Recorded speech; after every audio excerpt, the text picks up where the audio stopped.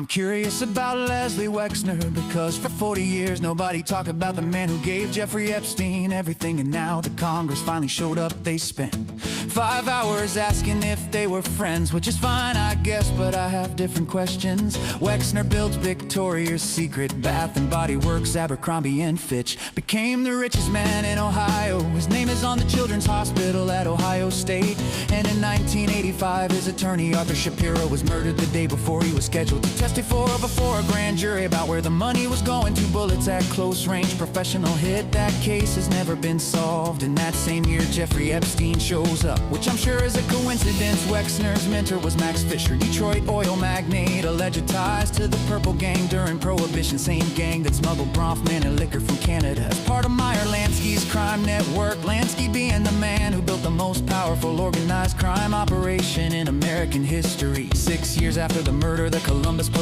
Organized Crime Bureau finished a report. It concluded the killing had strong marks of a La Cosa Nostra hidden name. Leslie Wexner as linked with associates reputed to be organized crime figures. Walsh Trucking out of New Jersey handled over 90% of the limited shipping, and its owner Frank Walsh was charged by future Supreme Court Justice Samuel Alito with paying off Teamsters officials and members of the Genovese crime family. The Genovese boss, Fat Tony Salerno, was named as an unindicted co-conspirator. Walsh pled guilty, and after his conviction he was still hauling for the limited. The report said the Genovese family might consider Wexner a friend, and the police chief ordered the report destroyed the same month. When a reporter found it years later, the chief said, "I thought I got rid of it." Now the boss of that same Genovese family, Salerno, was represented by a lawyer named Roy Cohn, who also mentored a young real estate developer named Donald Trump, and Mega Group member Ronald Law. The Estee Lauder heir was connected to Cohn and served as U.S. ambassador to Basel around the same time. Epstein got a fake Eritrean passport with a different name that was later found in a safe, which I'm sure is unrelated but interesting. In 1991, Wexner and Charles Bronfman co-founded the Mega Group. Bronfman, whose family fortune came from smuggling liquor through organized crime. About 20 of the wealthiest men in America meeting in secret, and the membership reads like a second-generation Lansky syndicate. Michael Steinhardt, whose father was Lansky's stolen jewelry dealer and affiliated with the Genovese crime family, same family from the police report. He wrote about it in his own autobiography. As Wegistics man, Epstein allegedly arranged for Southern Air Transport to relocate to Rickenbacker Air Force Base in Columbus to service the limited's cargo.